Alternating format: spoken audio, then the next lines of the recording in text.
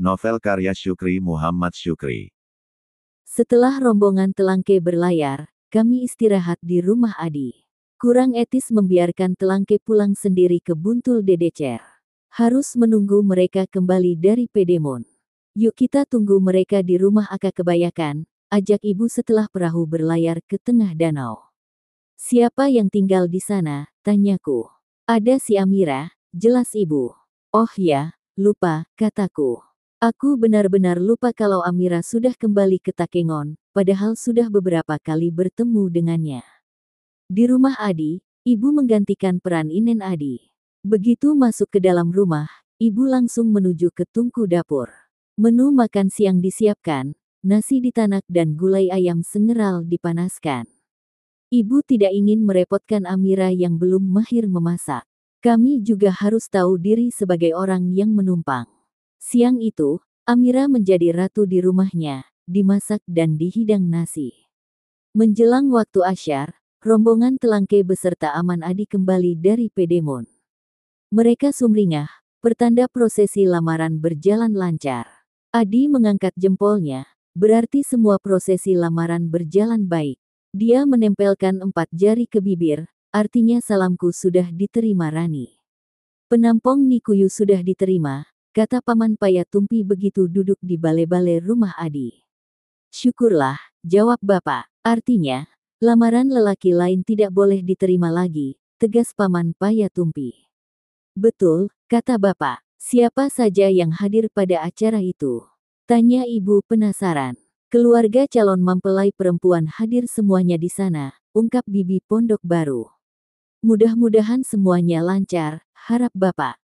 Prosesi lamaran sudah terlaksana, hasilnya belum diperoleh pada hari itu. Sesuai tradisi dan adat, keluarga si gadis akan pikir-pikir.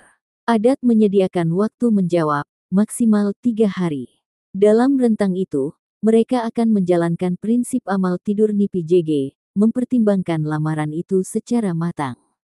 Keluarga si gadis akan menyelidiki kepribadianku, menilai perilakuku, pendidikan, ketaatan beragama, termasuk bibit, bobot sampai bebetku.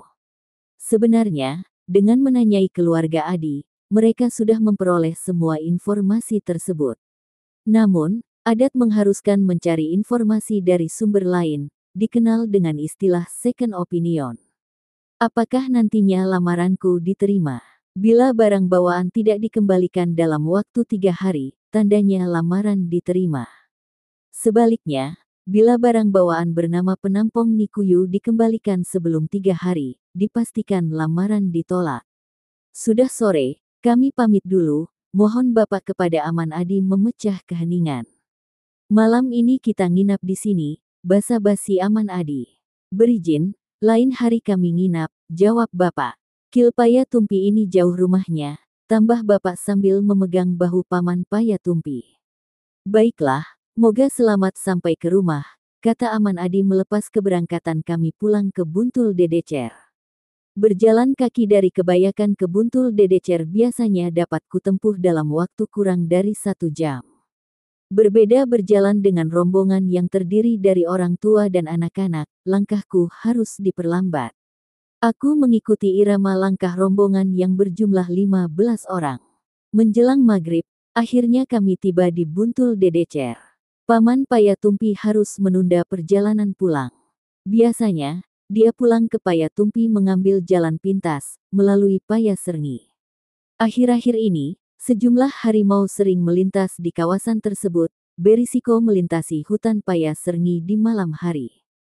Paman Payatumpi memilih menginap di Buntul Dedecer.